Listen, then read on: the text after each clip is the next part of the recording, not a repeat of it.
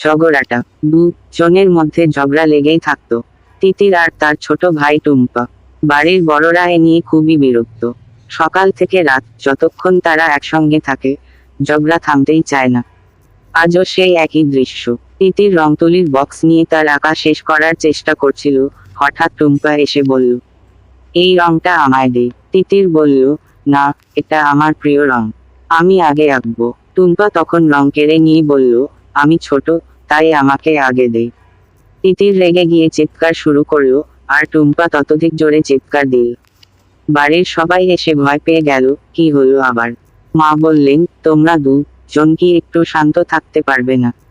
বাবা এসে বাচ্চাদের বোঝানোর চেষ্টা করলেন, ঝগড়া করে কোনো সমস্যার সমাধান হয় না, বরং একসঙ্গে কাজ করলে সবকিছু আরো মজার হয়ে যায়।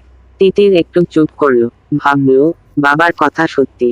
টুম্পার দিকে তাকিয়ে বলল, তুই আমার প্রিয় রংটা নিয়ে নেই, কিন্তু আমরা একসঙ্গে আঁকি। আমি তোকে আমার ছবি আঁকতে সাহায্য করব। টুম্পার মুখে হাসি ফুটলো। সে বলল, ঠিক আছে, আমি আর ঝগড়া করব না, তোর সাথে একসঙ্গে আঁকলে তো মজা হবে। সেদিন বিকেলে তিতির আর টুম্পা একসঙ্গে রং তুলিতে মেতে উঠল। তারা এমন একটা ছবি আঁকল, যা দেখে মা বাবাও অবাক। ঝগড়ার বদলে সহযোগিতার আনন্দ তাদের জীবনে নতুন আলো আনল।